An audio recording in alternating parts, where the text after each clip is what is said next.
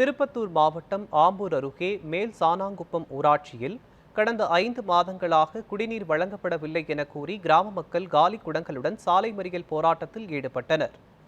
இதுகுறித்து நமது செய்தியாளர் சீனிவாசன் வழங்கிய கூடுதல் தகவல்களை தற்போது பார்க்கலாம்.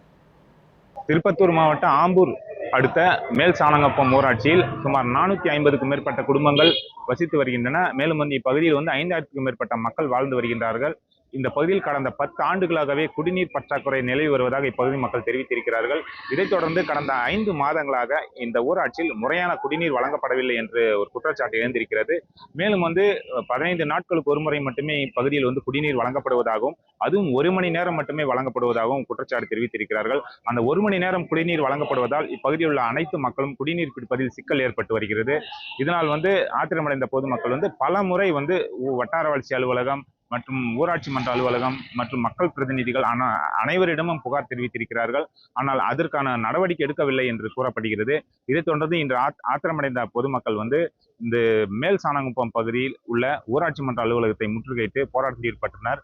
அதைத் தொடர்ந்து பிரதான சாலையில் அமர்ந்து காலை குடங்களுடன் சாலை மறியல் போராட்டத்தில் ஈடுபட்டு வருகிறார்கள். இது குறித்த தகவல் இருந்த ஆம்பூர் காவல்துறையினர் தற்போது சம்பவ இடத்திற்கு விரைந்து பொதுமக்களிடையே பேச்சுவார்த்தை நடத்தி வருகிறார்கள். நியூஸ் 7 தமிழ் செய்திகளுக்காக ஆம்பூரிலிருந்து செய்தியாளர் ஸ்ரீனிவாசன்.